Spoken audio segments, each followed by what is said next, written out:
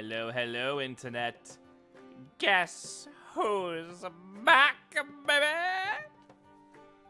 It is your favorite chubby adventurer PNG tuber, Basil Not the Herb.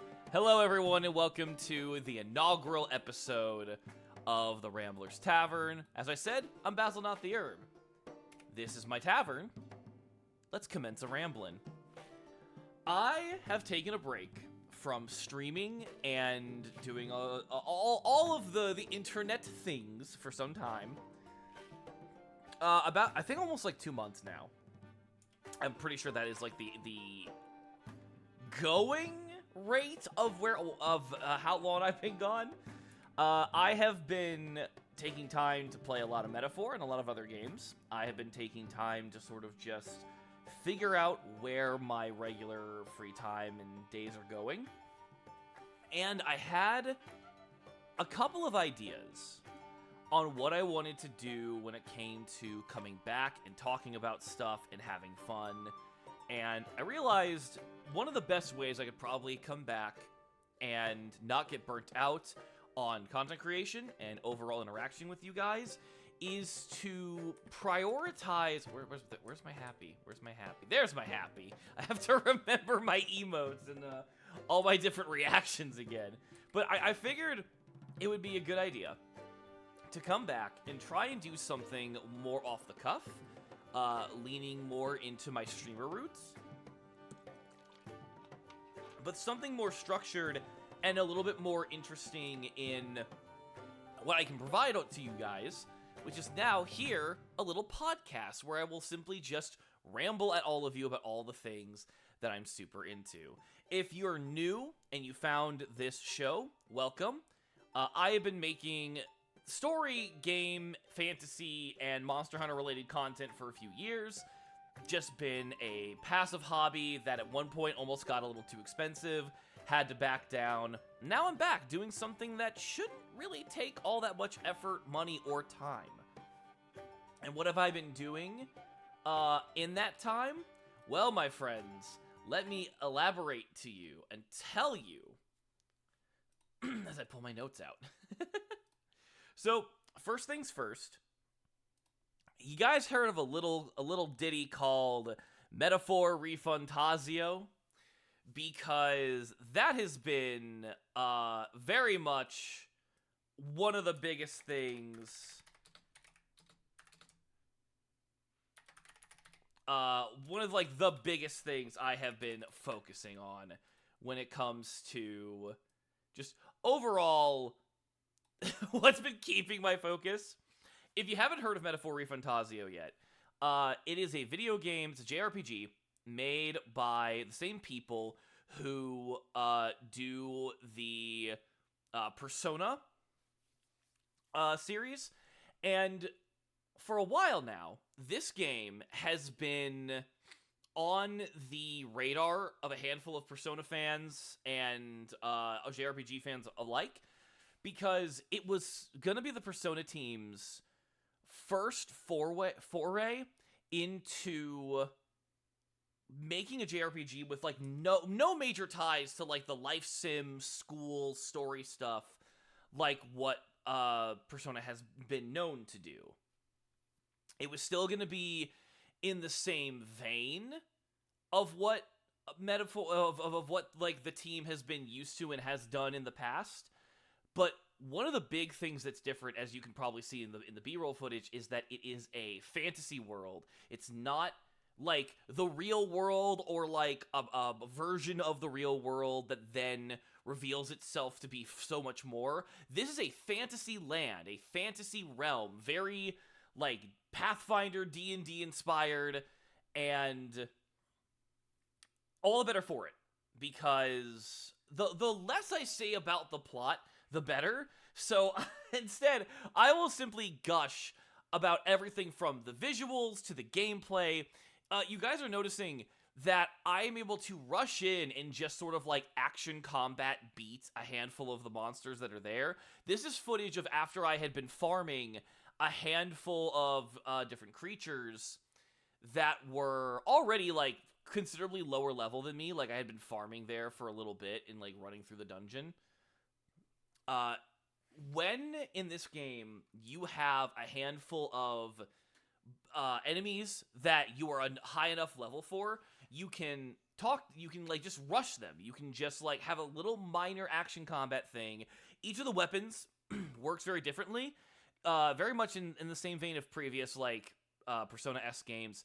Your character can use a handful of different weapons. They can use swords, maces, fans, staves, and they all like work a little bit differently. Some of them have more simple 1-2-3 combos. Some of them have more intricate AoEs.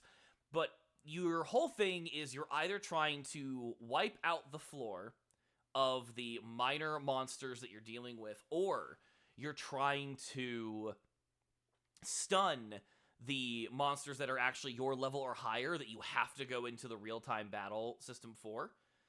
And it makes the entire dungeon spelunking vibe of a JRPG so much, I don't want to say tolerable. Tolerable is not a good word for it, because that implies that you're playing a game that's not fun. And a lot of JRPGs are actually like a ridiculous amount of fun. There's always something to be had about going on the grind, doing what you're supposed to do, and surviving these fights until they become much easier and you are just genuinely much more powerful. This is one of the few games, because I don't want to say like that this is the first time it's ever been done. That would be a bonkers claim that I would not be able to back up. But instead, it is one of the few games where you can run around and you can prioritize how you want to take out the enemies, how you want to explore the area.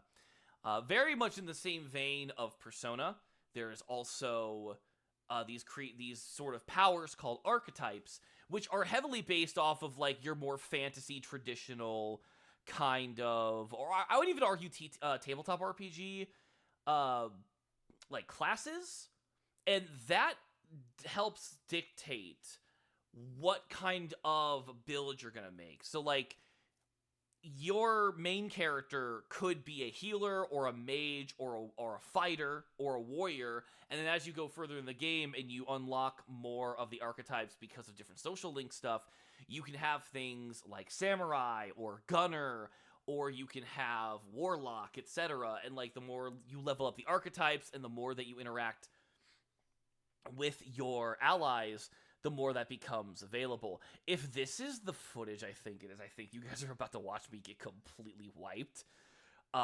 Which actually leads into a good, that's a good marker to remember to come back to it, because the difficulty of this game can vary. But as it stands, it's on normal is your standard array sort of tabletop, turn-based RPG, where you have characters that can interact, that you grow with socially, and you have weaknesses. If you manage to hit the enemy's weakness, as you can see here, you get an extra turn, or like one of your turn counters only costs one of that counter. I'm poking the worms, trying to find their weakness, trying to like scope out what it is. And then, of course, they will attack on their own accord. They'll have their own abilities. Your allies, based on your archetypes, will have certain weaknesses. So you have to be able to play to those strengths of, okay, well, can I keep a character on the field long enough, even though they are clearly weak to this? Some archetypes don't prioritize on damage. They prioritize on buffing or debuffing or even healing. And then it gets even more intricate where once you level up an archetype far enough, or you interact with a character long enough with social links, which are just like, they're just like companions in this one. They're not really like called confidants or anything too spicy like that. It's just when you make allies and you grow that friendship, you can copy more of another archetype's skills into the archetype you want on. So if you level up a gunner, and then you want some of the gunner abilities on your healer, you can do that. And that's where I think the magic of this system really starts to come in, where you're mixing and matching all the different abilities, and you're working with different resistances. It is a strong, strong JRPG that has solid fundamentals, very interesting art and direction, and it's such a great evolution of like the base core of what makes a Persona game fun, given new life in a different setting. I don't want to show any of the social link stuff, or like, I'm not going to be planning on showing a lot of it, because that content, it's one of those things where I can show it, but like unless you're reading it or really interacting with it, you're not going to really click with it. So enjoy like the combat footage in the corner. That should be enough to keep you other ADHDs like me in check. One of the things that makes this so different from Persona is that you're actively going on quests, you're actively helping out people. Like, someone will tell you, hey, we need you to go and kill this certain boss because they've been terrorizing people. We need you to look for this item in a dungeon that you're planning on going to. You travel! You actually travel in this game on these big mechanical walkers, and they're so interesting. It's just a whole world with fantastic blend of fantasy and steampunk with magic coming out the wazoo. It's such an interesting setting, which still mixes in the need to interact with allies, have an understanding of people, and the main story is all about essentially trying to stop a tyrant from becoming a king. I literally cannot talk too much about the story, because it really does just get so bananas with how far out some of these like storylines go. And I think that's even more of a reason why to check it out, because if you have a game that it's hard to talk about the story without giving too much away, so you have to like do like I'm telling you with the vibes more than anything. That's where I think a game really starts to show like, oh no, this is something special. With all that said, there are caveats that I do think pull back on the game a little bit, and it's more so to do with some of the late game fights. I mentioned earlier that the difficulty can be a little bit different. So the good news is, if you're someone who likes playing Persona games and you don't like them to be that hard, normal is like the hard mode of Persona 5. Like, it'll test you, it'll fight back, but like once you've got a strong enough team, you're golden. When you play hard mode on Metaphor right out the gate, that's when you get something a little bit more ridiculous, where every choice has to be the right one or you're gonna die. Now, some people like that option, because some people are masochists and play the original SMT series, which is really another boon, but something to be wary of in this game, because it's not as easily approached as Persona with the difficulties, because I tried going in on this on hard several times. Like, I thought, okay, maybe I'm just not quite there yet. Maybe there's just something about how I'm handling the way I'm playing. Maybe I'm doing something wrong. But no, it really is just the game says normal is normal, hard is either square up proper or come back on New Game Plus. Which, another boon, New Game Plus lets you basically carry over just about everything except your companion quests and your actual character level. Like your archetype levels, your gear, a lot of your excessive stats. All of that can get carried over into a new game, which means that a New Game Plus, you'll have access to the archetypes, which is good because equipping a specific archetype, especially at max level, gives your character a massive permanent stat boost across the board. So having access to all of them in every character is always good. Just always a fantastic idea.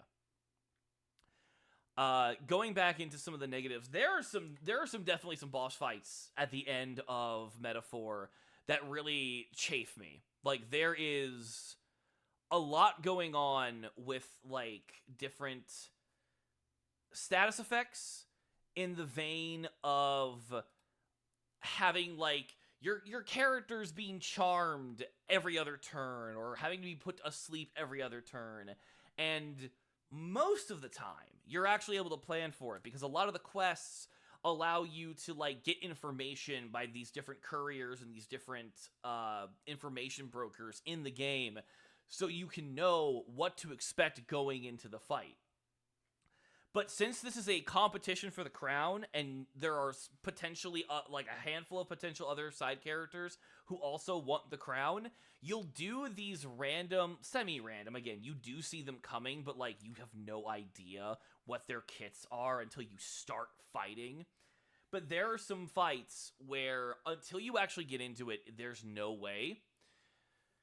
One of the things that makes it easier is that the autosaves and the hey, you died, do you want to start back at a certain point is relatively forgiving. This is where I would say make sure you keep 2 to 3 different save files going on at any given time, so that you're always able to backtrack in case you did something wrong. And then something else to throw in there too is, as you guys kind of saw, there were times where in that footage I could rewind the fight back to the beginning because I didn't like. I just realized I spelt banger wrong. Laugh at me and have fun tearing me apart for being illiterate. I'm not changing it now. I own my mistakes. So dumb. So you have an ability, you have like a mechanic that lets you like rewind a fight to the beginning if you don't like how it's going. Or again, if you're playing on hard mode and you know the mistake you made, where you're like, oh, I can fix this, and like you don't want to like start the game over, you just want to restart the fight. My only problem with this is, again, if you're going on hard mode, you're going to be doing that a lot. And I feel like that ends up cheesing the fight. Like, if you go on Reddit or you go online and talk about using that mechanic, people like will purposefully use that mechanic for like the theft or stealing skill to get themselves the right random parameters for a certain mechanic to work. It is absolutely not necessary, but the fact that you can cheese the game just rubs me the wrong way. It doesn't affect me if other people do this, and I don't have to do that. So that's why I play on normal, especially to get through the game at a reasonable time. But there's something about, like, having a mechanic that lets you cheese the fights in any way, when I feel like I'm a bit of a purist where I want to go into the thrill of battle and figure the shit out on my own in the midst of combat. And if I die, then I have to, like, hit the game over and try again. But there's a convenience of having that ability to rewind, but then there's also just... I wouldn't want to say they should make it where you can't spam that ability, like take it away from you. I feel like that would be overkill and unnecessary to do that. I do think like that is a mechanic that needs to be re-looked at, where it's like, all right, hold on, like how often are we gonna let them redo this? Like, what's the deeper mechanic? But again, it doesn't affect me. It didn't ruin my time, and occasionally it actually was very useful, even in normal mode, when I made a stupid mistake. And then throughout the rest of the game, even on normal, the game challenges you. There are some fights in here that are not really cheesy, but, like, they are brain scratchers. Like, you have to, like, figure out what the hell you're gonna do, because it will throttle you. Which is good. But then there are also fights that are absolutely like, how the shit was I gonna figure that out? How did you ever think I was going to be able to get this understood in my own brain after I've been playing the game a certain way for hours? Like, it's maddening. But those are very, very, very few and far between. The majority of the leveling and grinding and story experience is fantastic. I've been talking so much about the mechanics. I can't say a lot about the story, but I will say all of the companions, all of their stories are very grounded, like, real fears and issues. I don't want to say adult, because Persona has dealt with a lot of adult or, like, real fears and anxieties kind of concepts. Sorry, I got pepperoni in my mouth. But without the hang of being like a high schooler or being a child in a big scary world, instead it's a big scary world that's always trying to kill you even if you are a child. It just... the themes and the heaviness of the situation never feels like it's forgotten or like it doesn't fit even with the goofier moments. Not to mention, if you don't like small little anime tropes like the character that's a major foodie, the character that like can't help but give pontification, the character that's a little dumb and is just like, you what, mate? What going on here? Like, if that kind of stuff bothers you, it's gonna be a little grating. But I love that shit. I absolutely love all of it. The writing is so good. The characters are so good. If there's one final issue I would say is that, and this is like a weird issue. If you've ever played a Persona game, you know at the end of Persona, there's like near the end of the Persona series, any of the games, there's always like one character that gets added to your team where you don't feel like you have enough time to interact with them. I felt this way with several characters that got added to the team. There were like 3 characters that get added towards the middle and end of the game where they have up to this point been introduced and you interact with them, but like they don't join your team until like the last half and fourth of the game. And that throws me off. That super throws me off. Because I keep thinking in my brain, oh man, do I not have enough time to be with these guys? Like, how long before it's too late and I can't go back and do the social link? Like, when's the final mission? When is this all gonna end? I can tell you that near the end of the game, it gives you literally an entire month to wrap up whatever you need. And by that point, you will understand that a month in game, a month in game is like the quality of a year of what that feels like. You have all the time in the world to get where you need to with the character and leveling, the social aspects, the stories. You have all the time in the world. And it's jarring because Persona has never really allowed that. It always felt like a bit of a time crunch, but not here. It actually does work out pretty well. Which also leads to my final, like, major criticism is there's not enough. I feel like I didn't get nearly enough time with the game. Even though I've put in, like, almost 60 hours, and I'll probably put in more with a New Game Plus, I feel like I'm not ready to say goodbye to these characters.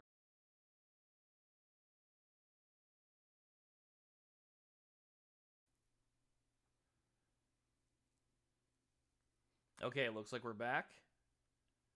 Okay. Wi-Fi just wanted to drop for a second there. Think we're good.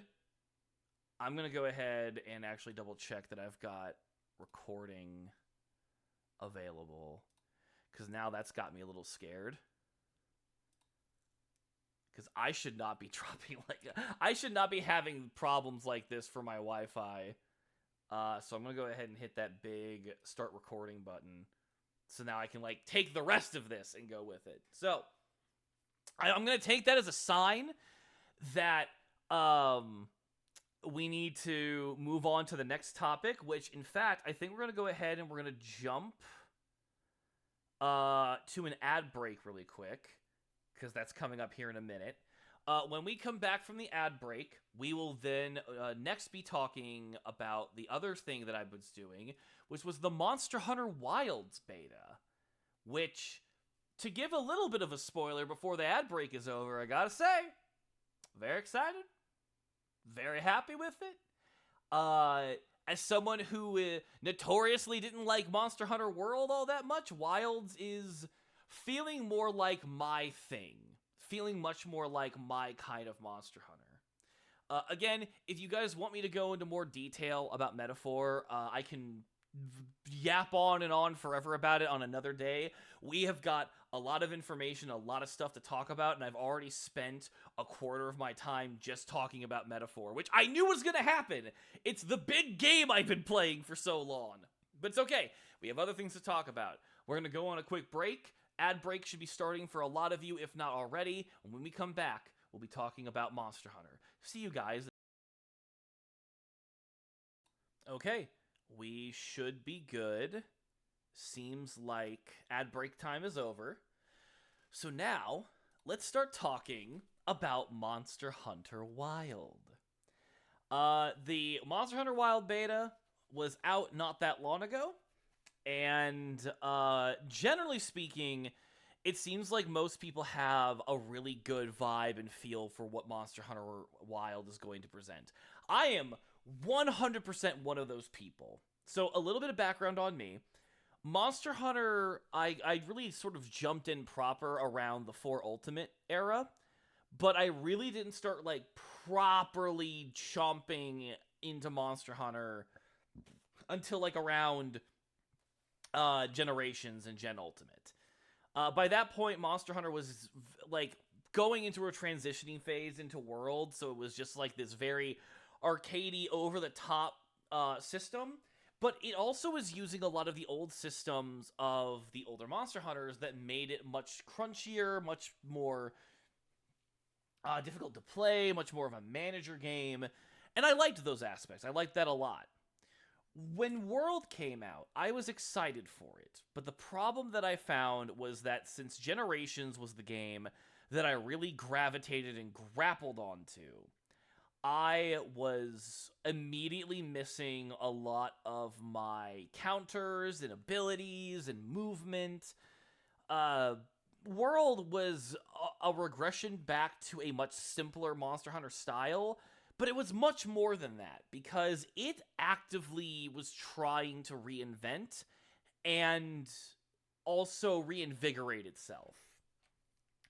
If you played Monster Hunter World and you had played any of the other previous Monster Hunters, I feel like you'll understand when I say things like the hit stops were way more aggressive, movement felt much slower across the board, even though it seems like the monsters could move much faster out of nowhere. They didn't really feel like there was a consistency with that. If you were like me and you played it on a brick PS4, instead of, like, anything more powerful than that, there was a lot, and I mean a lot, of latency issues. A lot of problems with trying to get things to work the way you want them to. And then from there, for me, just the maps were too cluttered and small. I felt claustrophobic in almost every aspect of it. I felt like a lot of the environmental traps and puzzles you used were very inconsistent, and it wasn't always clear when you were needing to drop it. There was just too many things have to line up to even use some of these abilities. But you know what? Monster Hunter World, the base game, was still fun. I could still enjoy it. I still found where the joy came from. And things like the Helm Splitter and the Longsword, or the sort of like Attack on Titan Levi spin down the back of the monster stuff, that was really cool. Those were great additions. And then Iceborne happened. I don't like the Clutch Claw. I felt like the Clutch Claw was mandatory, and I stopped playing Monster Hunter. Then Rise came out.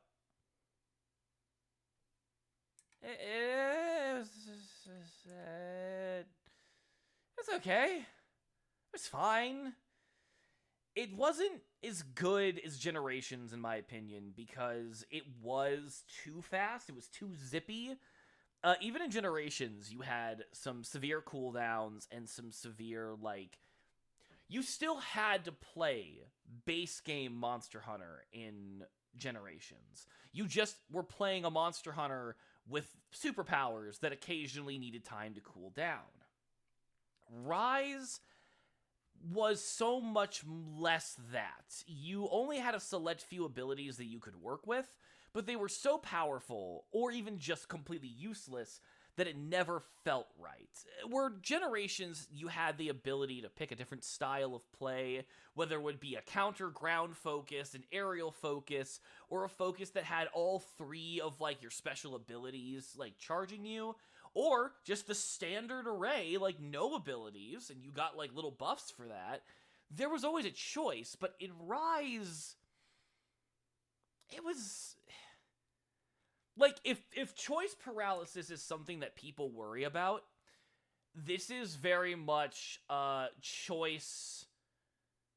What's the word I'm looking for? I guess it would be sort of like, lackluster choice disappointment, where it just didn't feel like what you were adding or what you were doing with the abilities was all that fun. People very quickly found out what was the most broken mechanically to work with, what was the easiest to dodge attacks with and do damage. And while I enjoy Rise and its DLC, it was too arcadey and gimmicky to really feel like it captured the joy of what Generations or even 4U had done. Wilds is not that case, my friends. As you can see with the footage I'm showing you here, we have this combination of slow but deliberate movement. We have hit stops that feel like you feel them, but they aren't nearly as prominent, not nearly as janky as Worlds. We have a little bit of ridiculous mechanics and tech to work with, but it's not nearly as busted or as like super over-the-top anime bullshit as Rise. And a lot of the best stuff from World, like being able to drink health potions while moving, like the Gatling gun as you're seeing with the heavy bow gun. There's the Helm Splitter got a massive upgrade while having counters. The bow, the dual blades, so many things have new counters that are mixed into their core sets. It is fantastic. Wilds is the Monster Hunter game I've been waiting for and have failed to express exactly what I've wanted.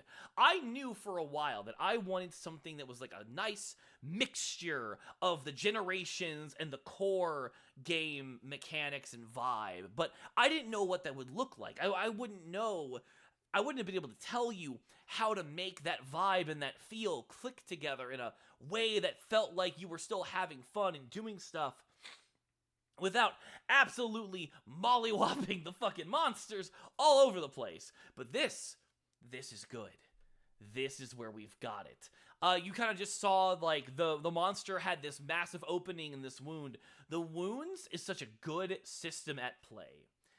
Because in the past, we would abuse the heck out of mounting. We even did that in Rise.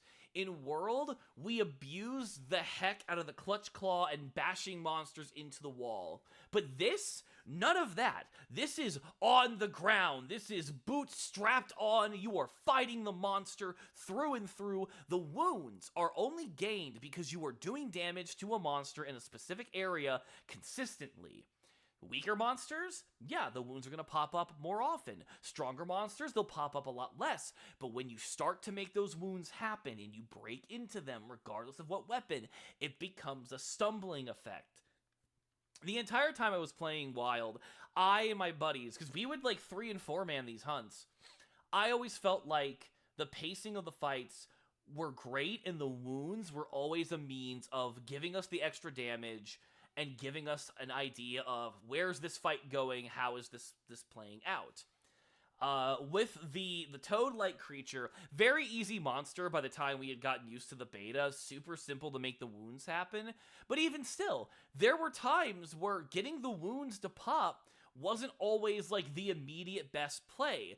Like, I don't know if we'll see it in this footage, but there are times where a monster would be running and it had a wound, and one of our ranged characters were able to snipe the wound just before they got too far away, and we stopped them from running, and we took them down. Other times, like the big dog, like bear almost like monster, it does not get wounds very easily, but then that compensates for that when it goes into its enrage, and it's just, all of its wounds just burst open all at once. So now your choice is, have everyone burst the wounds immediately, or try to placate a little bit, try to like hit them individually. There's a lot more choice going on. A lot of the other extra stuff that I really enjoy, the mount is just such a treat. It drives like a car, which is very different and very funny. But essentially, you can set yourself up with having the find the quest you want, right? Find the quest, mark it, go into it, jump on the mount. The mount will start immediately following the glowflies to the hunt. Meanwhile, you can sharpen your blade, drink your potions, top yourself off, and then when you're all set up, you just hold on to the R1 button, and just let the monster ride on as fast as possible, going more and more, further and further. There is so much fun with the mounts. They control amazingly. I would say where the mounts start to get a little finicky to control is in those tighter areas where like they're jumping around and hopping around the different areas. But that's honestly where like you want to use the mount on the auto run, because the animations just work better and look better when the mount itself is going in the direction that it wants to go based on what you're following. And sometimes like you kind of saw it earlier, like it was going down one tunnel, then immediately it turned around. That happened a couple times, and I wondered, wait, is that because the mount is bugged? No, we were following a monster that was actively moving, and when the monster went a different direction, so did the mount. It said, oh, we're going this way instead, I will turn around and keep going. Very consistent, very good, very demure, very mindful. I was very, very happy with the way that the mounts worked, and when you're in the open field and just chasing a monster to its next area, that's when you want to like manually control them, and it feels so good. They feel so fast. It feels like you've got very easy, solid control over them. Wilds is shaping up to be exactly the follow-up I wanted so bad. The flow, the options, the mechanics, the way that the weapons work the weapons are not just the simple, you have what you have. No, there are counters, there are blocks, there are so many more things that weapons are able to do now that they couldn't do before. But they're not as busted and over the top as something like Rise or even Generations. It's a great blend, it's a great mix. Everything has been feeling so good. The only thing that's a little bit different, and it took a little bit of getting used to, whenever you like want to partner up with friends, essentially you have to go like onto the same server and then add yourselves to like your party, like your private team, and then whoever has a quest up, they then have to invite the team to their environmental instance.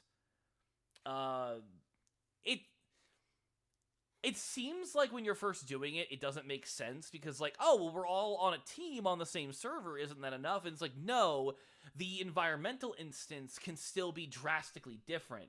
It's like you guys are all going to the same hub, but once you walk out the door, you're going into your own instance until you invite your friends into that instance. But that's fine, because that means, like, let's say we hunt the monster we wanted to hunt in my instance, and another buddy says, hey, I've got that monster available in mine, sends the invite, we go to his instance, and then by the time we're done hunting it, oh, would you look at that, in my instance, the monster's back.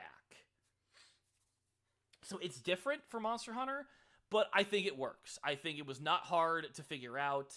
I think overall the connection between cross-platform worked out very, very well.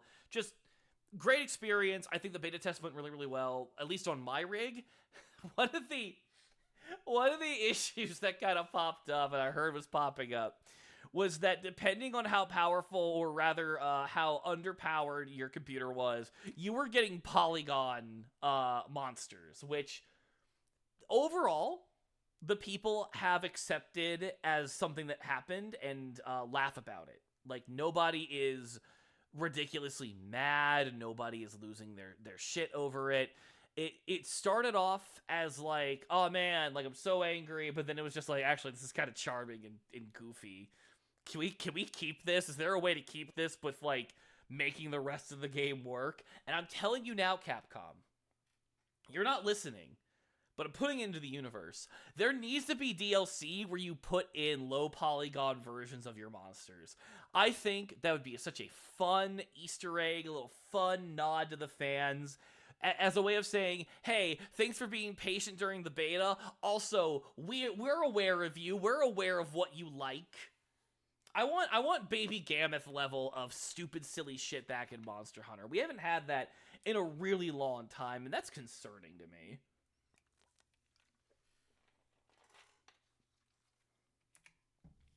Some of the other stuff that I think works really well in Wilds comes down to pretty much some of the problems I have with World, like I mentioned earlier, like the environmental effects, like the environmental traps and such, they're way easier to do. Like, it's way easier to bait a monster into, like, a paratoad while you're riding on a mount, or, like, getting them in a vine trap or dropping rocks on them. So much easier than it used to be. And I think it's because we have that mobility. Beyond that, I also like that the cooking is so high res, and we're able to do a lot of that cooking even, like, away from the main camp.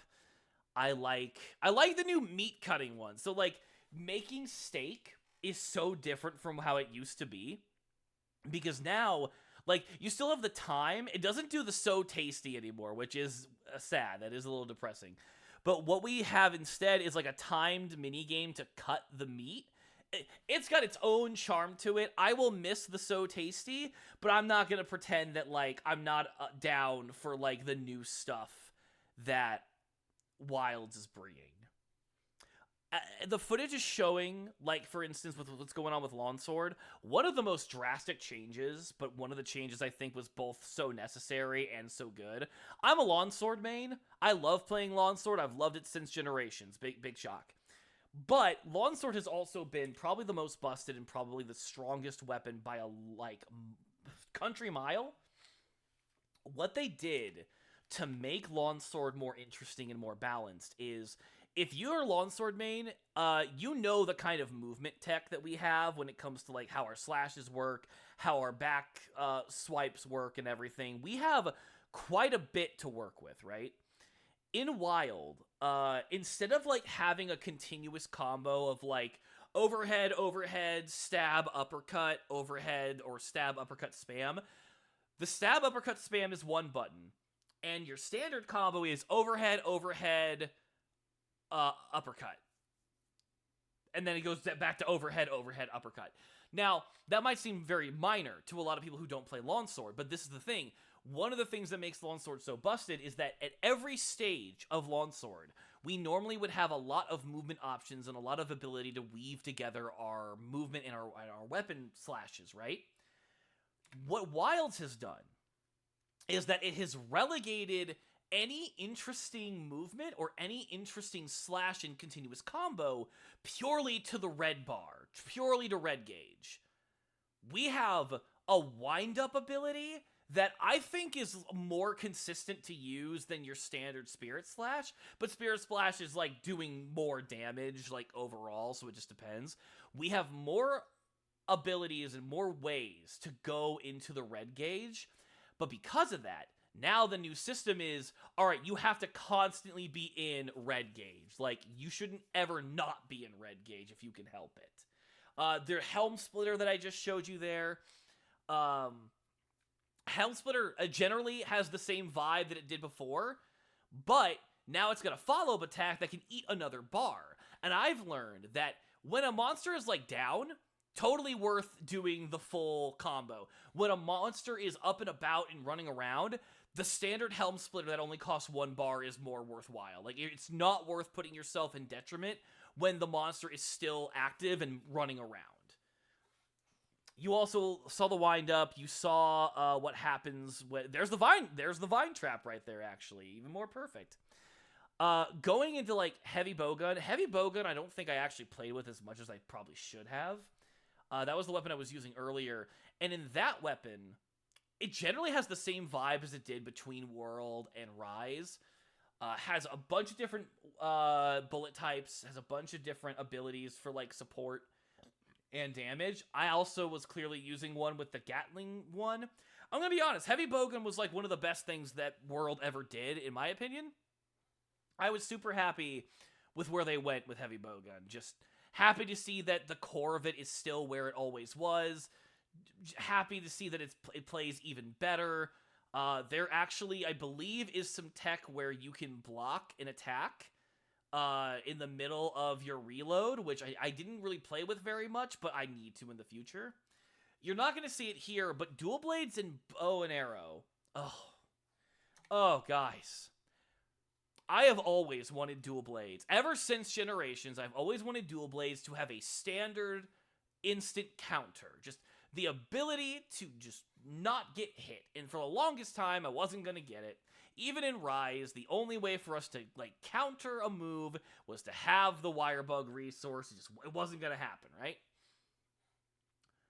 This game, if you're either in your demon fury mode or you've gotten your demon bar all the way max and you're in normal mode, it is like split second. It's like, the best way I can explain it is if a monster tries to attack you, it's like just as the bottom of the attack, the bottom of the fist touches the top of your head, like where your hairs are, when you feel the cap you're wearing being touched, that's when you dodge and it becomes an instant counter. And then your abilities, your movement gets boosted, your attack animations get boosted, and you just become the speediest Beyblade ever. And it's so good, but it doesn't last very long. In fact, you're really going to be consistently dipping and dodging around, going all over the place, waiting for the next counter. Bow and Arrow has something very similar, where it's a lot smaller of a case, but since Bow and Arrow is already so versatile, first of all, with Bow and Arrow, you no longer have to worry about having different arrow types with ammunition.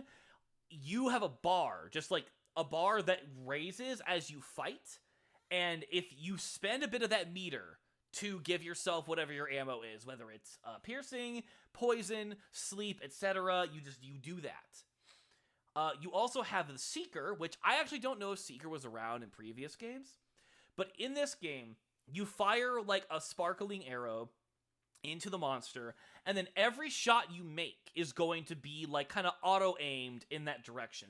The more of a straight path your arrows have to climb to get to that spot, the easier it is for them to hit the spot that you've got that little heat seeker on. But all the same, it still like lets you prioritize and target certain areas, which also means that Bow and Arrow, great weapon to use to help with making wounds. But much like dual blades, it's got a dodge. The difference is, while you also get a little boost, instead of like a continuous dodge and mode you're in, you get a couple of your shots boosted, and you immediately get full stamina. Bow and Arrow, like using your kit, like burns away your stamina like crazy. So you can be at almost zero stamina, dodge an oncoming attack, and have full stamina and just go buck wild with your arrows all over again. That is just a taste, a little bit of footage, an explanation of where I am with Monster Hunter and where it's going, and I'm so happy with the direction that Wilds is taking. It's one of those things where I have to accept that World was a necessary game. It wasn't for me, but it made a big step forward. Rise was a good moneymaker that tested a couple of things, but Wild is setting up a precedence that I just plain can't say is bad. It's such a good move forward. The last thing I'll mention is, depending on where you're looking, like on Twitter or some news outlets, there are some people that are complaining that the hit stops are a bad thing, like because they're not as pronounced, because they're not as prominent, they're not nearly as interesting. At that point, I guess we just kind of agree to disagree. I always found the hit stops to be way too dramatic in Monster Hunter World, to where a lot of my inputs felt off, just never felt right to me. I feel like the hit stops in Wilds works a lot better. You feel them, you notice them, but it's like a nudge rather than a push. And that nudge makes the hits feel like you're doing something without restricting you and slowing down your movement so much. Right, give me 1 second. I'm going to take a little sippy of water.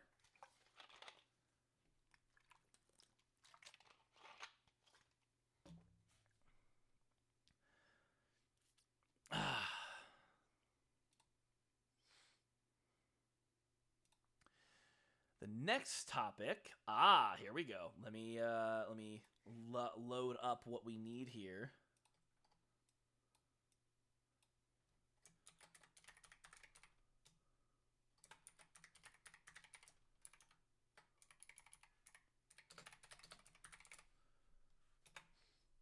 We're going to talk about FF14 Dawntrail. There are some hot takes on FF14 Dawntrail. I don't have any footage to show, so this is where you're just going to have me and my little emotes. There's new content coming out for Dawntrail. There is a lot of content, in my opinion, coming out for Dawntrail that'll be very fun to explore and mess with. If you are not familiar with the critically acclaimed MMO Final Fantasy XIV, it is the only MMO that has really ever captured my attention for any period of time, let alone the past, 7 years. The FF14 is a very casual MMO, in my opinion. I feel like the game caters to the kind of people that log in for a few hours a day at most, and then go home. There is content for the hardcore MMO player and the hardcore raider, but it's never going to be the stuff that keeps people involved forever. Partially, on one hand, because I think the way that MMOs are, the way that they have to be successful, the current meta and the current framework for a lot of these MMOs are stuck in a loop where they don't necessarily have the ability to evolve like they want to really do something crazy, because that'll be too different and it will alienate the player base. But then on the other hand, the player base is wanting something really, really fresh and new, but I don't think people really know what that is. So they beat the content because it's content that, while interesting and while well made, is still within the confines of what a third person button combo tab targeting MMORPG has always been. And those have really only been, the tab targeting RPGs have been the only ones that have really stuck around for a lot of ways. We've got our Black Deserts, we've got our Guild Wars 2, we've got other examples, but things like World of Warcraft, FF14, those are the two games that still have, the biggest player bases and the biggest money, and for good reason. MMOs are just super expensive, and you have a hard time making them any different. I say all that because FF14's major niche has always been its story and its and its raids. Its raids have never been so hard. I'll retract myself. Some of the raids have been ridiculously hard, even unfair, but FF14 is not known for raids that are made to... They're made to keep the casuals playing for months, but the hardcore raiders will beat it anywhere between within a month or a week. And then people will start saying that there's nothing to do in the game. And I've always hated this. I've always thought this was a bad take. I think it puts a bad precedence that the people making the game have to eat, breathe, sleep, and shit the game they're making. I feel like people have no patience, and I'm going to say something maybe a little mean. I think people are also very boring and don't have... I need to get a version of me not bouncing like a jackass. Oh, shit. I feel like people talk about wanting more content, but if the only thing you play is an MMO, I'm sorry, you've got to be the most boring person in the world. There's no way in hell that you dedicate yourself purely to one video game to the point where you almost hate it, and there's nothing else out there. There's nothing else that interests you. No other game, no other medium, no other art form that can keep you busy until the next thing. I understand that, the more you invest in a game, the more you invest yourself into it, the more you want out of it. But I feel like when you get to that mindset, you are getting to a mindset that's so tunnel visioned into you and your wants and what you want out of the product that you don't realize that there is a world around you, other games, other people, other things to do, and to lock yourself into something and feel justified in saying, well, I know more than you because I put more time into this and I deserve this. That level of entitlement is not attractive. It's just because you're better at the video game than me or anyone else doesn't mean you deserve more of video game. That mentality has been a root poison, I think, in MMO culture, video game culture, and it's very much here in FF14. All of that is to say, because the raid scene can be tumultuous, and because FF14 is known more for its single-player and even multiplayer story mode, Dawntrail is a bit of a back and forth, because a lot of people don't care for how the story has turned out. Generally, the consensus that I'm getting is that people think the first half is too boring, what with the very shonen protagonist, island adventure, make Wooklamot the queen, and everyone becomes friend, One Piece Luffy style.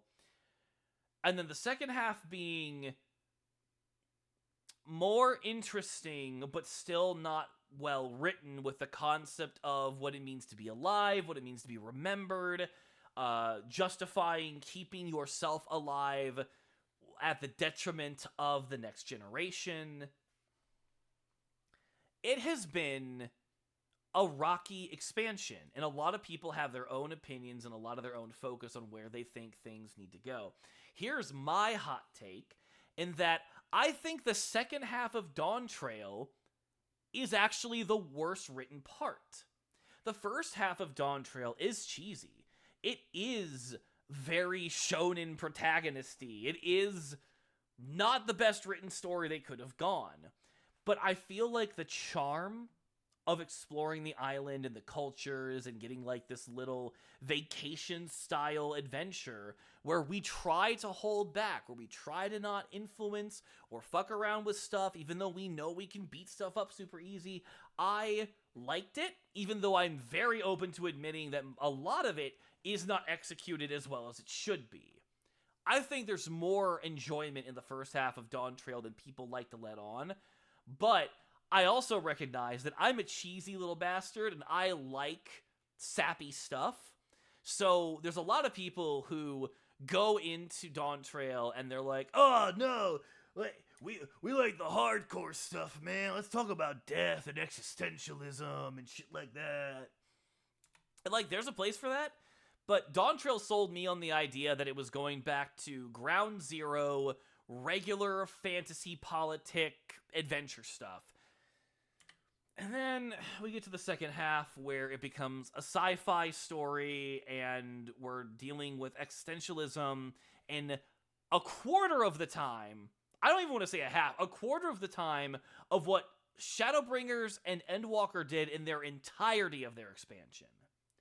Look, I could not give less of a fuck about Sphene and her people when, to survive, they have to kill and steal other people's life essence to stay alive. That's a spoiler. I'm gonna make sure to put that in, like, the VOD. Apologies on that, but, like, the expansion's been out for months. I apologize. I will do better with my spoilers in the future, but, like, I cannot get myself to be entirely able to side with the villains during a sympathetic arc, or what is supposed to clearly be a sympathetic arc, when what they are doing is so demonstrably horrible. Take away the subjective morality of it. I can't get behind a story that's not even half as good as the two expansions that went in entirely amazing direction about existentialism and the value of life, to try to repeat the story and ask those same questions in a shittier format. I was here for a fun island adventure to make an anime One Piece character king. And we did that. And then we were gonna fight their corrupted brother and learn more about that, which, on top of that, we don't really know dick all that much about certain characters and their development. It's not done very well. Just, I thoroughly enjoyed more of the cheesy stuff because it was nice. It was not the best written, but I liked the vibe and I liked the focus and the stories being told there. The second half, while technically in a bubble, being more interesting than the first, is coming off of the heels of 2 expansions that frankly did its own bit way better years ago.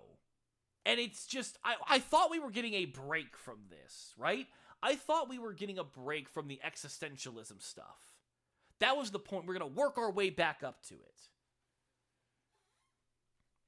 But as it stands, I'm probably one of the few people that feels that way. Overall, it seems like the consensus is that the second half is the better of it. I've been wanting to say for so long and just put it out into the universe. Like, I don't know if this is going to change anyone's minds. It probably isn't. That's not really what I'm trying to do. I have just been thinking for the longest time, like, man, I want to make a video arguing that the first half is actually better. And then I never get around to it because making videos is hard. It's a hard hobby. Don't yell at me. So this is my way of putting it out into the universe and maybe igniting even the littlest spark of a bigger fire where people will start saying, hey, the first half actually had merit. We should do more of the first half before we do anything in the second half's category.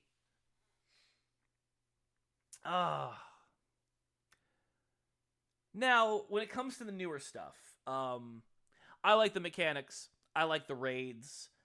Currently working with a casual group as we're getting through. We just beat M2. We're going into M3. We would have probably beaten M1 and M2 so much sooner if we didn't have, like, the mass amount of technical and scheduling problems that we did. But I think we're going to be going into a good pace to finish off the tier. The new 24-mans is out, and actually that's one of the things I wanted to show. Put that in the background for everybody to enjoy. But they just, this is patch 7.1. If I'm not mistaken, we're going to get up to like 7.5. But like between 7.5 and 7.7 is when like we'll get new expansion. So we're years away from anything like that. But this is going to be what's coming up. We've got a standard 24-man. We've got essentially a hard mode version of the 24-man raids, which is very different, which is very cool. We've got new story, new dungeons. We also have a couple of major buffs and debuffs to certain things. Dark Knight on this patch got significant damage buffs. Gunbreakers, one of the abilities Gunbreaker has to become invulnerable. Beforehand, it would bring their HP down to 1. Now it only brings it down to half. Like, you sacrifice half your health, and then you get... you actually then get to be invulnerable for a time. So that is a massive boon to me, because I've always hated how Superbolide worked. I really didn't like it. I mentioned a certain character not having a very interesting path in their story. That's apparently going to get addressed a little bit. Maybe a little too late, but I also am not going to pretend that I know what the caliber of, like, how an MMO story should be told versus other stories. You know, I can't say what does and doesn't work in that realm. I'm excited to get through the 24-mans, because I've always found the 24-man raids to be very fun, casual content to gear up secondary classes that you didn't go into Savage content with, or if you didn't play Savage content, it's a way for you to get on gear for coming content. I'm excited. I think when it comes to the content that we're getting, the fights, the gear, all of that is very interesting and very worthwhile. The story, take it or leave it. It's one of I mentioned primarily like my biggest gripes with the story, but the gameplay across Dawntrail has just been fantastic for the most part. There's still a couple of those classes like Dark Knight and Summoner where people don't feel that great about it. But to me, Monk got a facelift that it was so desperately in need of. I haven't touched Samurai yet, but I've heard pretty okay things. Reaper looks like it got treated well. I love how Paladin plays. It's not all that different from its halfway mark that it got before. Overall, liking where we're going when it comes to the content of Dawntrail and the future of Dawntrail. But I've said my piece on where I think the story ought to go and where I think people are wrong about what actually happened. Um, so that's my Final Fantasy 14 plug and focus.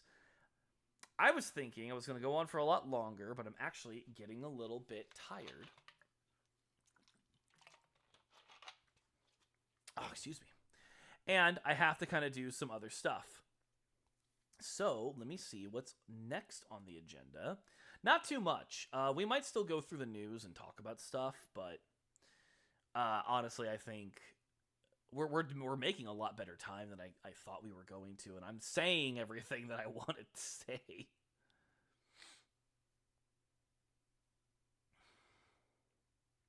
Okay, the last major thing to talk about is actually the gacha game that I play.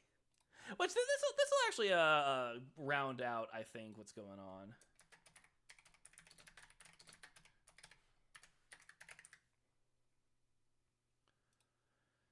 Because gacha is something that I've really only recently been like tapping into. So I am a fan of Hoyoverse's Zenless Zone Zero. I know Hoyoverse, trust me, I get it. We all have our vices. Some people still give money to Activision. Some people still give money to Ubisoft. I give money to Hoyoverse. No judging. I'm not making excuses. I'm aware of it. Zenless Zone Zero is the only gacha game I play by them currently, and it's purely on vibes. Like, I love the design. I love the world. I love the characters. I'll actually go ahead and pull up some footage for you guys to check out, because I think you'd enjoy what we could be looking at here. So I'll have that on the screen for you guys here in a minute. Yeah, I think like the main trailer from its launch will be a good one.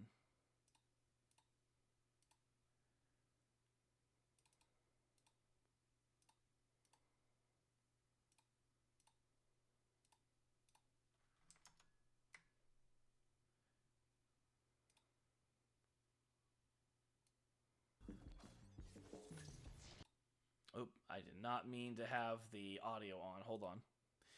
Don't want to get hit with that copyright.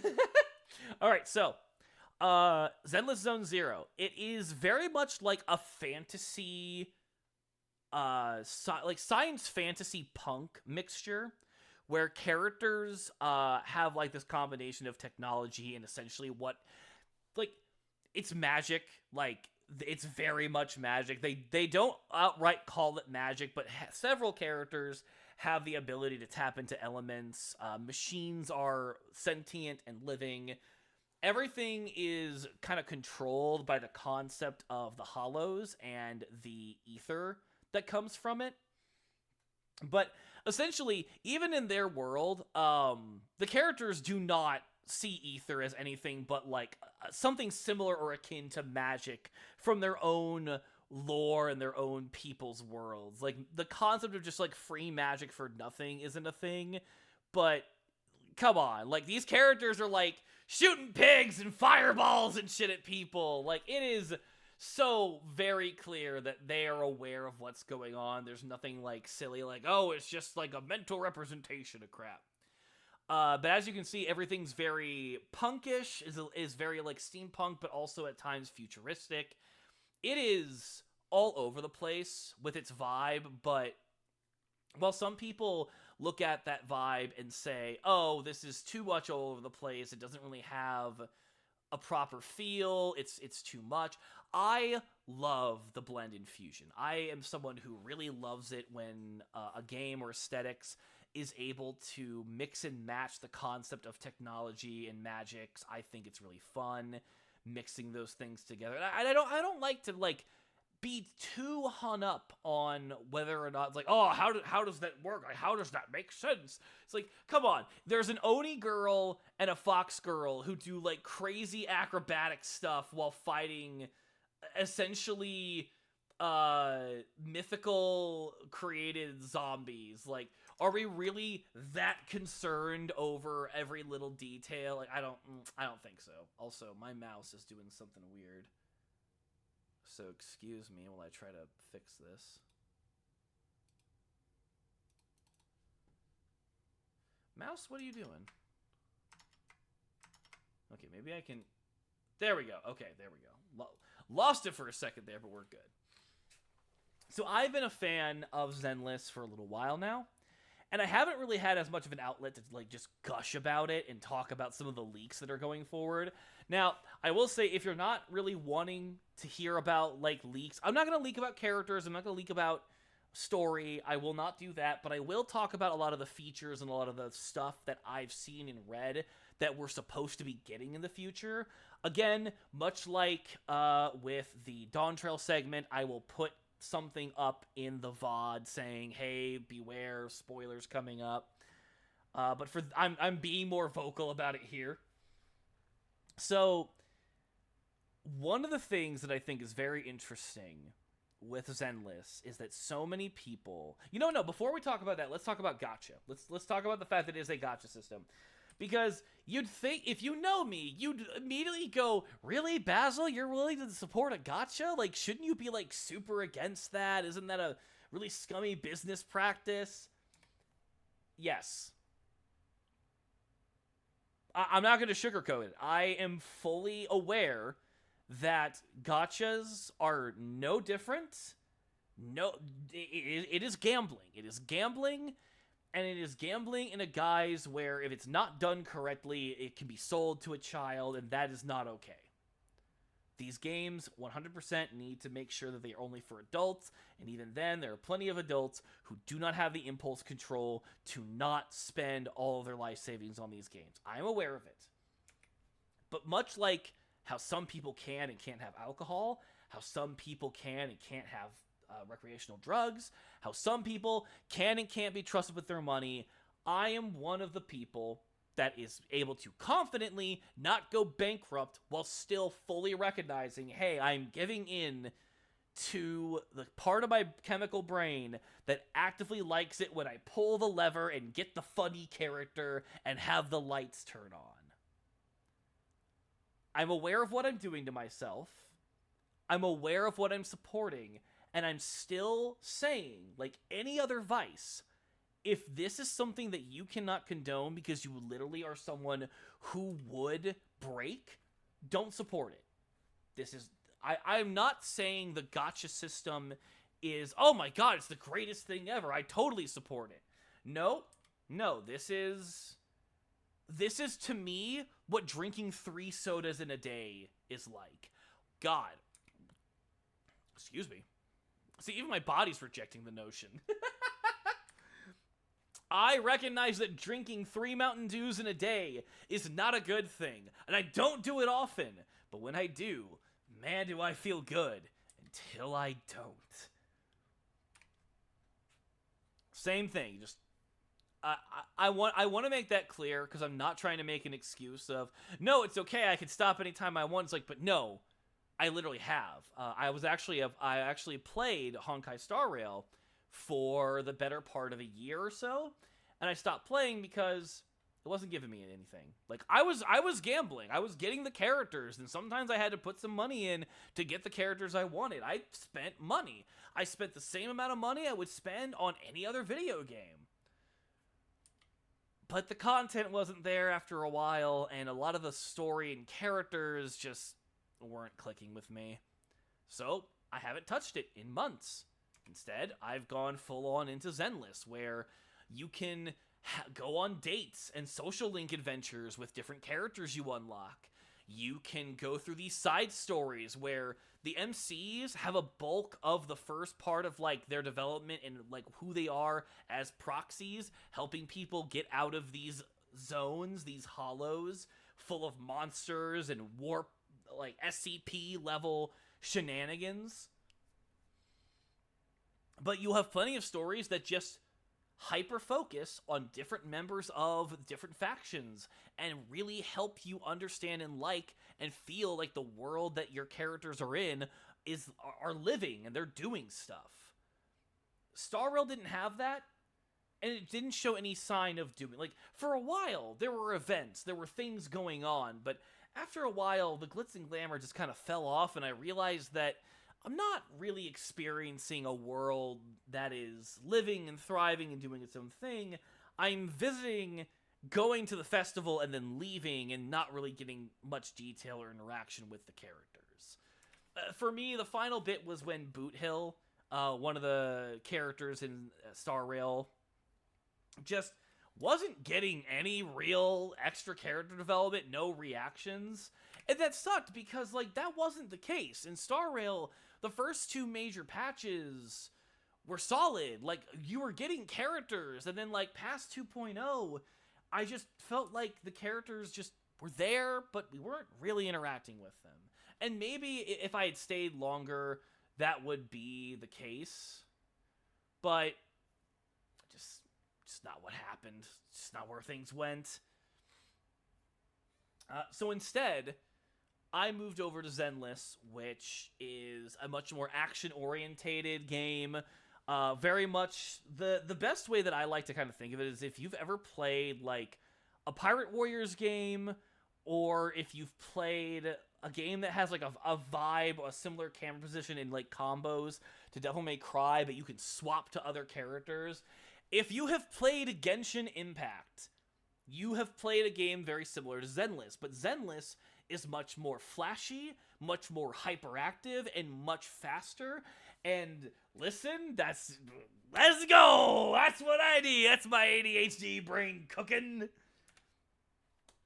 But the storylines are also just a lot of fun. Again, I could gush on and on, but we don't have enough time, and I'd have to review a lot of stuff with those stories. But where Star Rail focuses a lot on, like, world-ending threats and essentially being kind of like a superhero for a time, Zenless is much more mundane, almost sort of like an old 90s anime or a Saturday cartoon. Like, if you ever, like, remember growing up watching, like, Outlaw Star or Cowboy Bebop, Gravity Falls, where every episode was a new adventure, was another aspect of the town or the world they were visiting, and it would explode into something, hint at a bigger plot down the line, and then move on to, like, introducing the next batch of characters. That's the vibe that Zenless gives, and it's so refreshing, it's so fun not to have... I mean, essentially, I mentioned earlier that Dawntrail, I was hoping, was going back into a time of focusing on characters that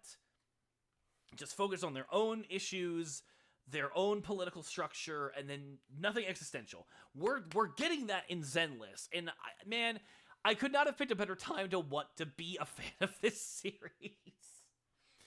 One of the big criticisms, which is fair, which is there, is that the game is too easy, that it's very button mashy. And my argument for that is the game is pretty button mashy until you actually get to endgame. There is a lot of story, there is a lot of setup, there's a lot of stuff going on. You will be spending an easy 10 hours in the game before it actually starts to fight back. And for a lot of people, that's not good. That just is, that's a no-go.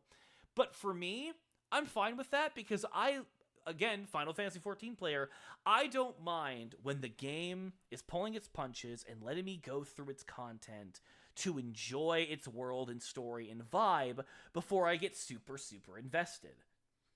I didn't have to worry about leveling up my characters or, like, investing in them very hard until long after I had gotten done with the story. And at that point, since then, Zenless has gotten plenty of different little dungeon crawl things to go through, using a whole TV system. Since everything is very, like, hardware-based, like cassette, like, it's like if we never got away from cassette players and, like, more physical media, but instead advanced that media to be more powerful, to have more going on with it, and mixing with the digital media. It just gets so interesting with that.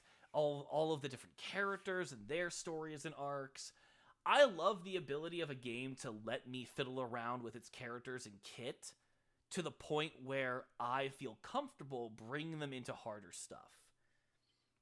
Now, the problem is Zenless is also going into a market that is starting, if not already is, oversaturated, even though it's a Hoyo game. And there are expectations put on it. It's very much like an MMO.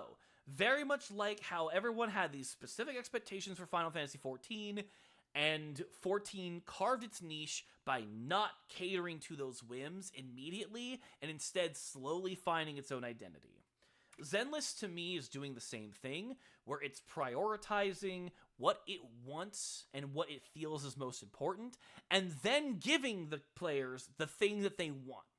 And I'm down for that. I am down for a game to take its time and letting me interact with it. Currently, what we're working with in the game essentially is like getting Bloody Palace from Devil May Cry. I'm going to try not to make too many allusions to Devil May Cry. These games are not as comparable as people would like to make it. Zenless is a very simple game. It is a very, very core simple game. But the trick is that a lot of the characters start to have more and more interesting mechanics on their own. And so when you've got these very simple core mechanics, and each character that does a little bit of something different, you mix them all together, that's when I think the magic starts to happen. But you've got a system where the farming, for me, is fun. No auto-battling. None of that shit. Just go in, know how to use your characters, practice a little with them, get some resources to level them up. Then you've got Hollow Zero, which is essentially your weekly runs of getting resources, getting polychromes to pull more, go through either a boss rush, or go through a sort of roguelite kind of dungeon crawl, or do a mixture of both, which is what I do. Like, I do the roguelike one first, or second, and then I do the boss rush. Just mash it all together. The new thing is the palace, the Bloody Palace dungeon, where it is a max of 100 floors. Oh, we are on ad break, so give me 1 second. Okay, and we're back. I will make sure to cut that out of the VOD later. But, so we've got a game where the difficulty is there. Almost too much. I find that the level 100 dungeon, the tower, can be a little too... It's a little too rough. I don't think... So the situation is that a lot of the monsters can, like, 2-tap you, depending on, like, what your build is. And on top of that, they have a ridiculous amount of health. So the fights become less of a battle of skill and more of a battle of attrition, where you're dealing with never making a mistake, never getting hit by a cheap shot, and then having to go through. Some people will think this is a perfect challenge. It's the very thing that they've been wanting from Zenless for a while. I'm not going to say that this isn't a good addition. I am going to say that we should dial it back or add something to the mix. I think it's just a little bit too hard.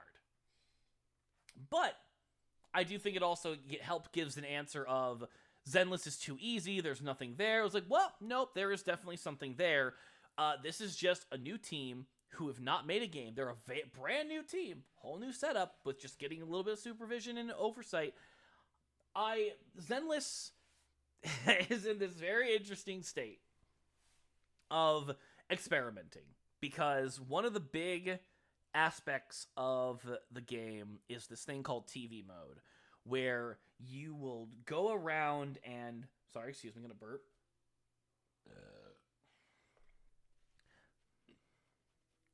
You'll go around these very, like, sort of instant puzzles where you've got a little bunny icon character, like, of your Bang Boo, and you will go through these TVs, and the TVs act as the dungeons with different pathways and hallways.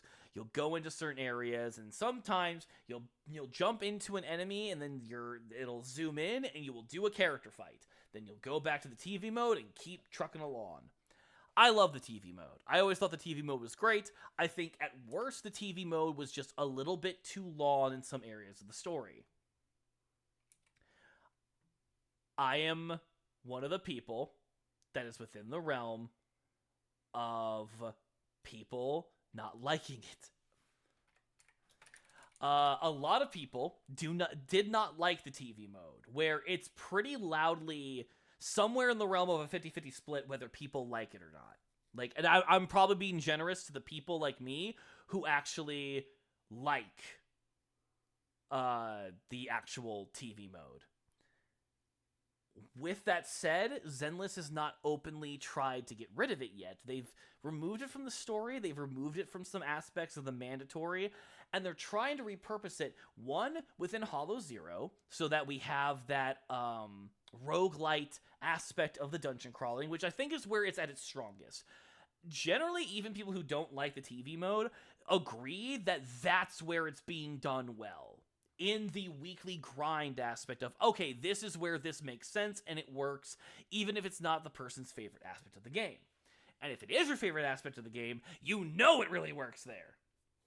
But there's a couple of different things, like, I forget what it's called right now, but there is a mode where it's just TV mode, and it's just, like, essentially moving your characters around, getting them power-ups, and making them crash into other characters on the map. No standard fights, it's just a lot of, frankly, busy work that's really not hard to do. Like, once you know what you're doing, it's very tedious. It's not great. And it's the epitome of what makes Zenless so fun and also so niche, which a part of me thinks and a part of me hopes that Hoyo understands that Zenless was never really gonna be like the massive money-making machine that things like Genshin and Star Rail are. Both of those games automatically cater to a much wider audience, but in doing so, as I've said, with Star Rail, it doesn't challenge much. It doesn't do a whole lot, and I don't personally think it says a whole lot. Even though I liked Star Rail's combat, it got dull enough to the point where I just thought, I'm doing the same thing over and over again, but with a different coat of paint, which is fine. Like, I'm fine with that, but, like, the stories aren't doing anything. Zenless, yeah, I'm aware I'm doing the same action-oriented combat with different coats of paint, but then I get to hang out with the characters. Then I get to have interesting lore and stuff going on in the background. And while this current, like, secondary dungeon crawl minigame's not great, a lot of the other minigames have been great. There's been rhythm games. There's been this little, like, sideways positioned version of, like, old school, like, alien shoot-'em-up games, except, like, the aliens are charging at you and you need to block them. There has been several little fix-it tool puzzles. There's a lot of fun little stuff. And even, like, full-on mini-games in Zenless that work and actively reward you for playing them. There is a lot of side stuff in the game that if you're not going to burn through it in one afternoon, which even if you try doing that, it's hard. Like, I've done it before. It's not easy. There's a lot to enjoy to pace out over time. And I also think the developers are actually getting smart with this because more and more, they're making you have to wait to go into the next section of the new event by the next day. It's forced. It's very much forced, like, longevity, but, like, that's smart, because if you have someone just burn through all of it, which, listen, we just got done talking about MMOs, people do not have self-control. They'll burn through all of it, whether it's good for them or not. Having it to where there's a check-in, there's a whole point to keep coming back and to getting that loop, it's devious, but at the same time, it makes sense. And I think it's the answer to where people are saying, oh, there's nothing to do in games. Like, yeah, there is. There is always something to do. It just depends on whether or not you burnt yourself out on it. The other thing that is coming in is, like, the talks about the story. As I mentioned, I like the story. I like how we focus on a plot that is slowly growing in the background, but we primarily focus on all of the cast that's coming out, and the main characters are not even involved in the story all that often, which I kind of like. I like that the world is so lived in without them. But there are some headaches with that, because sometimes the story implies that the MCs are either going to get involved, or the MCs make a comment about the things going on around them, and they're, like, illegal hacker people. Like, they should try to, like, be way more nosy about stuff going forward. Like, I don't want the main characters of Faithin to be involved in everyone's business, but I do feel like when events are going on, Faithin should be shown that they're looking into it and they are understanding what has happened. They know what happened, or were able to see what happened. Having it to where they're just always on the sideline, completely unaware, it's a little weak. I'm not the biggest fan. But I also can't deny that I really thoroughly enjoy having so much of the side characters being able to take up so much more time and so much more focus. And that's the general vibe, is a lot of people feel that way too. They just want a better excuse or a better reason of why they're not there. After that, the big shifts coming to Zenless, and this is where that spoiler warning comes in. There are some big changes that are supposedly coming in 1.4. So in the current stage of the game, you can only use an ultimate one time. Okay, I'm sorry. Wife is setting up a bath in the back room, in the back. You can your whole team shares one ultimate. I've never been a big fan of this, and when they first started announcing that this was going to be the case on launch, something about that didn't work, because all the characters have an ultimate that they can use.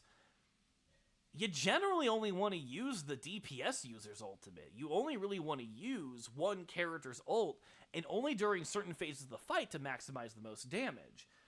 Especially because some of the characters are like stunner or tank classes that actively use their can actively use their ults to create a stunning effect on the enemy, which is where you get your most damage. But if you use your ultimate to stun an enemy, instead of stunning them normally by fighting them and then summoning your DPS's proper ultimate, you're just hitting a DPS loss. Now, there's heavy talks and heavy leaks that in patch 1.4, we're going to get the ability to use all three of the character ults on the team. Most people, well, no, not most people. There is a vocal amount of people talking about how they're a little uncertain about this because they've gotten used to the current system. And again, Zenless is experimenting all the time. So people are just like, they're not feeling very confident because Zenless keeps shifting and changing how it is. I myself welcome the change, especially because I'm someone, like I said in the front, I don't think it was a good idea to only keep it to one ult. Obviously, they were balancing it for a certain way, but I love that I will have the ability to see all of the characters on the team do their special little animations. I think that's cool. Now, the reason why so many people are so against it is because they're worried that it's going to be very similar to Genshin Impact. Now, I'm going to be honest, I know jack all about Genshin Impact. It did not grab me. I don't like the way the game looks. I don't like the open world. I don't like Genshin Impact, like, whatsoever. Not shitting on it, just openly sharing my bias, openly admitting where I falter on this. I will say, one of the reasons I don't like Genshin Impact is, yeah, in part, how they use their ultimates. It's just so mundane and kind of dull. Their abilities don't look all that cool, and it's like, attacks just happen, but not always with a lot of flair. It's really like the high-rank 5-star characters, or S-rank characters, depending on your persuasion, who actually get a really cool animation that winds up with the ability, but that's not a standard. In Zenless, you get those wind-up animations for all the characters. Now, of course, the S-ranks have the ones that last longer and are a lot more like oomph, but you get it with all of them. What people are concerned about is that it's going to just nuke bosses and nuke characters, but here's my argument. Because from what I've been told by people who actually I know who play Genshin and enjoy it, a lot of the bosses in Genshin are not comparable to Zenless in the fact that in Genshin, you're just hitting a boss, you're hitting them as much as you can, you're doing as much damage as you can until they get to a phase where you just do more damage because they're not doing mechanics. Or you hit a certain part or do a certain mechanic to make them stop hitting you. In Zenless, you dodge, you counter, you dive, you stun, and then you pop your ultimate. Before you're doing that, the damage you are producing when the enemy is not stunned is noticeable, but it's not that powerful. The literal difference is you could get an enemy down from like 100 to 75 with your normal attacks. With an ult, and that takes like 2 to 3 minutes, relatively speaking. Like, I'm just throwing out numbers. If you stunned an enemy early on, you could get them down to 70, if not 65, with a well-timed burst ult in one stun phase. I'm throwing out a lot of arbitrary numbers, nothing factual, but I'm trying to give you the sense, the vibe of what it actually means to hit someone with an ult in Zenless. Now, if you use your ult when they're not stunned, you go from 100 HP to 95. Going from a 95 to a 75% because you bursted at the right time, I feel like that should be self-explanatory, but I'll go into more detail to say, in Genshin, you just do damage, and you do as much damage as quickly as you can with a couple of mechanics. In Zenless, there are particular moments when you bust open that can of whoop-ass. Now, remember earlier when I mentioned that some characters, like stunners and tanks, are able to help stun an enemy better with their ult. And remember how I said, well, it's a waste to use those ults because you can still stun the enemy naturally within like a 5-minute window, and then you can pop on the major damage. And that's for like the hardest of hard content. That's not even for like the standard repetitious grind stuff. 1 second, water.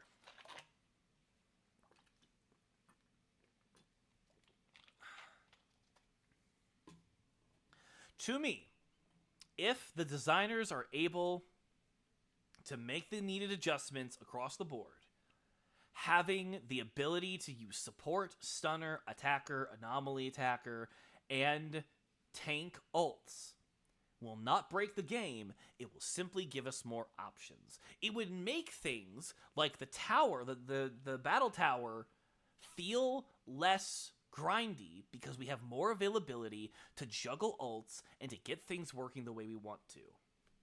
Now, at the time of this video, I haven't seen any leaks that specify how the ultimate bar, how the meter is going to charge for every character, but there's a lot of optimistic thinking that the meter is going to charge either the same for all 3 characters as you're playing through a fight, or the longer a character is off the field, maybe they get a certain boost that they didn't have before.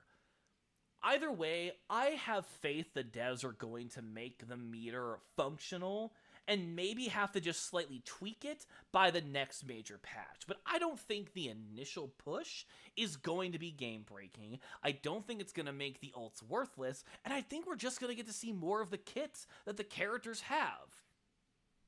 Now, one thing, with that said, as we wrap up, that I think is a very fair fear, and is a very fair criticism that definitely goes into the Genshin territory. Right now, we don't have characters that have entire kits built around their ults. There are several characters that have ults that are really cool, but you're not rushing to get to the ult. The ult is just nice. For instance, my favorite character right now, Billy, who's like a Deadpool kind of rip-off character, very fun character, love the hell out of him. His ult specifically has this thing where, especially when you have the right teammates, he gets a bonus where when if he switches out with teammates during certain parts of the fight, he can boost his ult's damage by 50%, meaning he can give himself 100% extra damage for his bursting ult when he fires it off, as long as he switches with a partner at least twice before he fires it. That's it.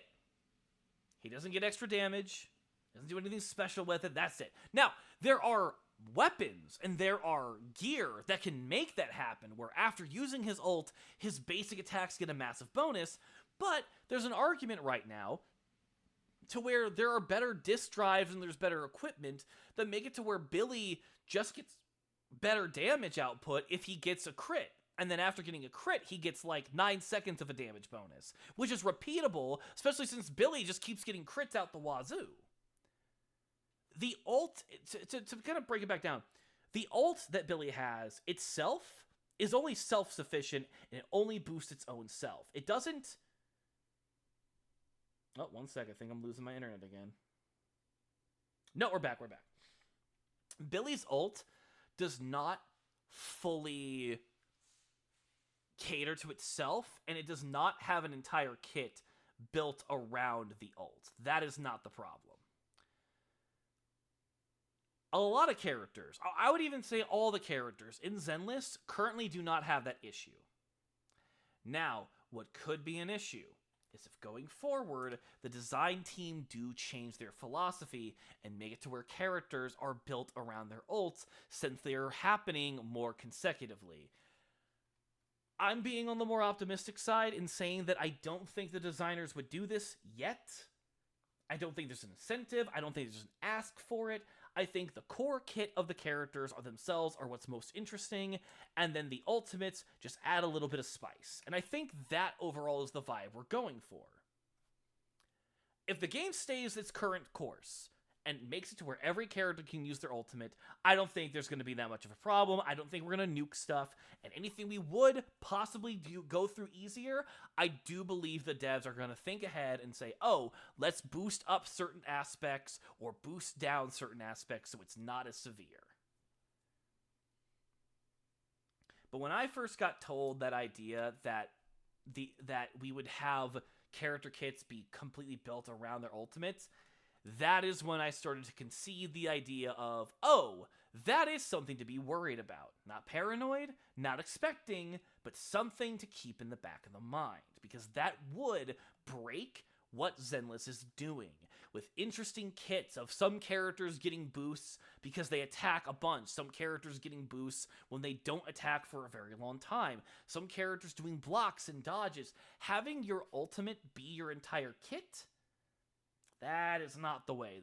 This ain't League of Legends, and this isn't Genshin. I don't think it's going to do that. Because it would go against the entire philosophy of how the game has been built up to this point. That said, again, for anybody who heard me mention this and actually likes Zenless the way it is, I hear you. I believe I understand where your concern is.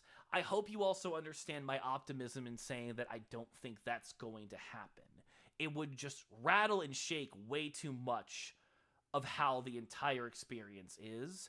And as I've said, in the current experience, I don't think we initially are going to have to worry about something like that happening, just ruining the entire difficulty spike. I will eat my words, because I made a Reddit post talking about, like, is this game really needing of difficulty? I'll eat my words that, yes, we need continued content like the Battle Tower. If not, maybe something more in between the Battle Tower. Like, it's much, but I'm asking for more content in the game. I'm not asking for them to stop making Battle Tower. I'm not asking them to stop making other content in a certain way. Give me more across the board, and I'll be a happy guy. But that is everything that you guys have missed from me since I have been gone. For those of you who showed up late, thank you for being here. Love seeing you guys. Love seeing the familiar faces. If you are full-on new, again, I'm Basil, not the Herb. This is my tavern. We've been rambling. And next time, I'm going to have a lot less to say. I'll have updates on some of the games I'm playing. I'll be bringing in more video game news and some of the insights that are going on in the world of this entertainment. I will say, a promise going forward, an expectation rather. I'm not a political analyst, even though I have this entire multiverse hopping adventurer shtick. In real life, just a regular white dude, just chubby dude. I'm not going to pretend that I have my thumb on the pulse of the world or what should and shouldn't be. I will say that I'm going to share left-thinking ideology. I'm going to share more thoughts and vibes and ideas of inclusivity, proper inclusivity of all cultures and all different aspects, while still talking about the faults in all other cultures. But a lot of that is going to pertain to video games and video game entertainment, because video games is where I feel like my most knowledge and everything comes from. A lot of how I see the world around me, politically and so on, originated from how I interacted with certain people or certain ideologies in video games.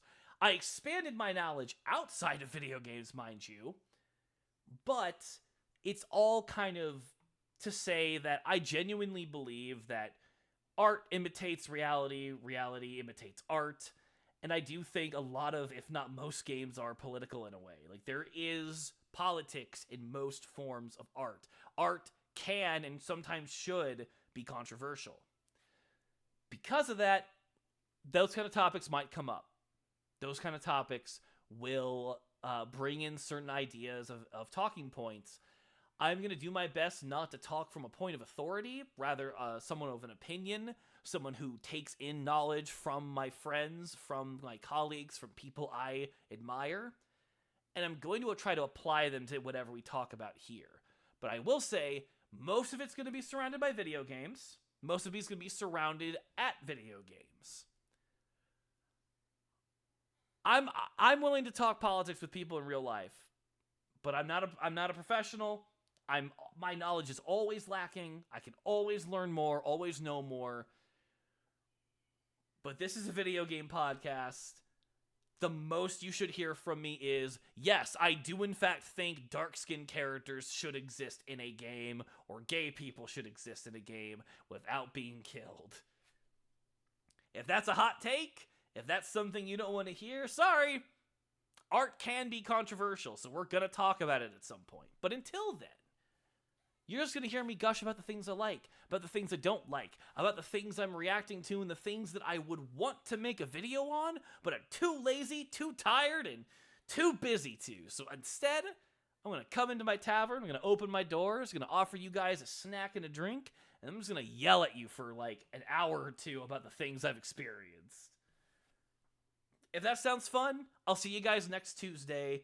I will try to figure out a good, consistent schedule, whether it be morning or night, and then the following day will end up being the time of like the VOD with some of the other spoiler talks.